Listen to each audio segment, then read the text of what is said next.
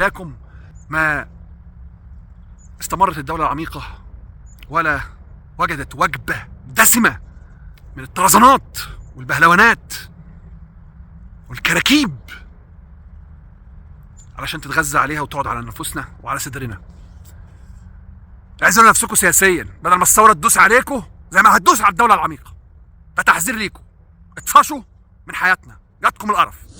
السلام عليكم، تحياتي لحضراتكم، تحياتي لكل الأحرار والشرفاء، تحياتي لكل القابضين على كلمة الحق في زمن عز فيه الرجال وقل فيه أهل الحق.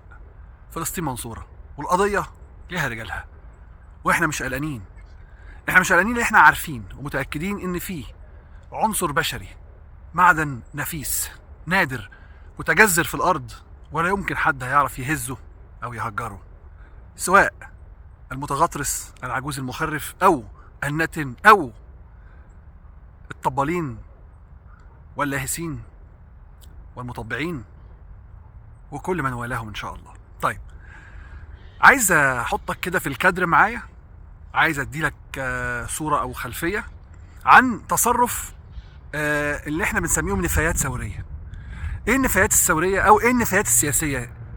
هم المجموعة اللي بيسموا نفسهم التكتل المدني في مصر، مجموعة من الكراكيب، عواجيز الفرح، ما بيشبعوش من التلامة والغلاسة والرخامة، ما بيشبعوش من حبهم في الكرسي والسلطة بعد ما طبلوا للنظام ده وخربوها في جبهة الإنقاذ، وبعد ما قعدوا في مائدة الإفطار وأكلوا مع هذا النظام، وبعد ما كبرهم الشايب بتاعهم راح مش بس طبل لهذا النظام، لا طبل لبشار المجرم القاتل، هذا السفاح اللي لسه ان شاء الله عدل ربنا لحد هذه اللحظة لم ولن ينفذ بحقه القصاص العادل من هذا المجرم، لم ولن يتحقق حتى الآن. ده لازم يكون الهدف، إقامة القصاص بالنسبة للإدارة السورية اللي لم ولن تتصدى للاحتلال، اتكلمنا عنها كتير، ولن ترعى أو تمكن الفصائل الفلسطينية من إقامة معسكرات التدريب أو الاستمرار في معسكرات تدريبهم، وبتحاول دلوقتي بشتى الطرق إن هي تنهي القضية الفلسطينية عن طريق منح الجنسية السورية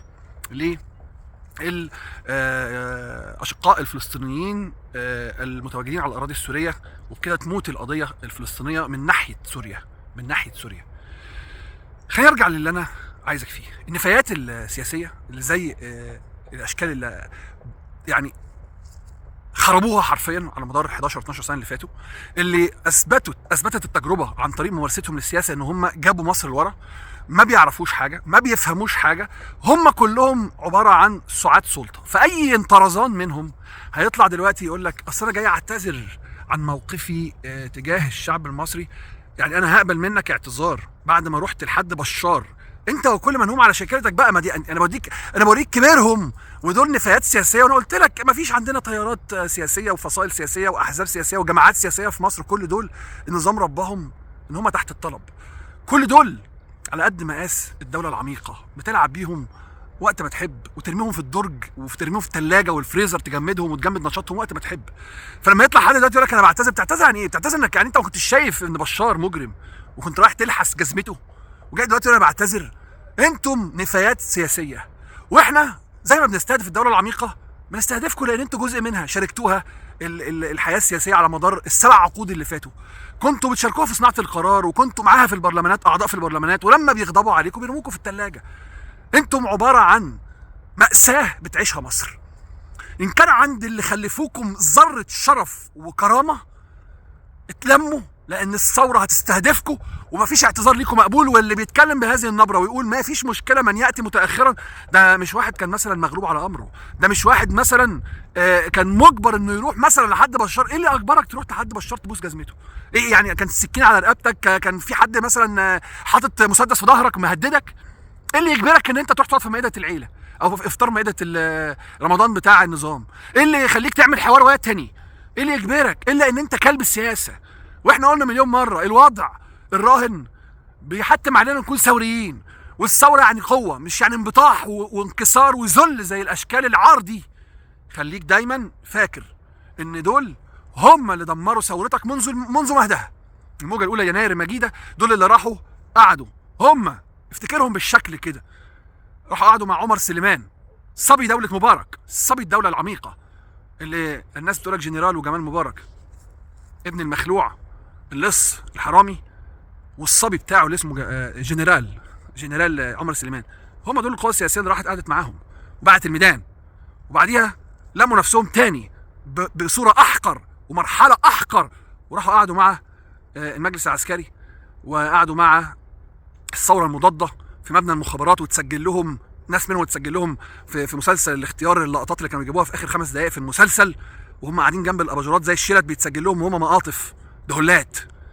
هم دول اللي سابوا الميدان، ميدان العزه والشرف والصمود والكرامه، وبدل لما كانوا يقفوا مع شباب الميدان ويقولوا يلا نكمل ثورتنا زي ما شباب الميدان اللي تخون، وكل الناس قالت على شباب الميدان ده ايه؟ كل دول العرر دول قالوا على شباب الميدان ده ساعتها ايه؟ مخربين واعداء وطن وقله مندسه، وبيجيبوا بنات في الخيم وبياكلوا كنتاكي وبيبيعوا مخدرات، صح؟ عشان كانوا عايزين يكملوا حلمهم بالقصاص اللي ربنا قال عليه.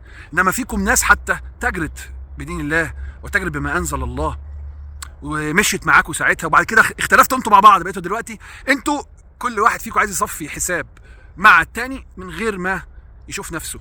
كلكم شركاء في الجريمه السياسيه اللي انتوا ارتكبتوها في حق مصر. كلكم شركاء في هدم الحياه السياسيه والاجتماعيه والامنيه في مصر. انتوا اللي جبتوا لنا العار، وانتوا اللي جبتوا لنا الصداع، واحنا علشان بس ما نكونش يعني ظلمه هنكتفي بس بان احنا هنبعدكم عن الحياه السياسيه، وهنعزلكم مدى الحياه عن مؤسسه الحياه السياسيه والظهور الاعلامي، لان احنا قرفنا من خلقكم. غوروا في داهيه غير مأسوف عليكم. انتوا مصدر قرفنا، لان لولاكم يا وجبه بيتغذى عليها النظام ما صمد النظام واستمرت الدوله العميقه اللي بنستهدفها كلها برمتها. مفيش شخص معين زي ما كل الهواه بيقولوا شخص معين، لا احنا مش جايين لشخص، احنا جايين للمصنع زي ما قلنا. لولاكم ما استمرت الدوله العميقه ولا وجدت وجبه دسمه من الطرزانات والبهلوانات والكراكيب علشان تتغذى عليها وتقعد على نفوسنا وعلى صدرنا. اعزلوا نفسكم سياسيا بدل ما الثوره تدوس عليكم زي ما هتدوس على الدوله العميقه. ده تحذير ليكم، اطفشوا من حياتنا، جاتكم القرف.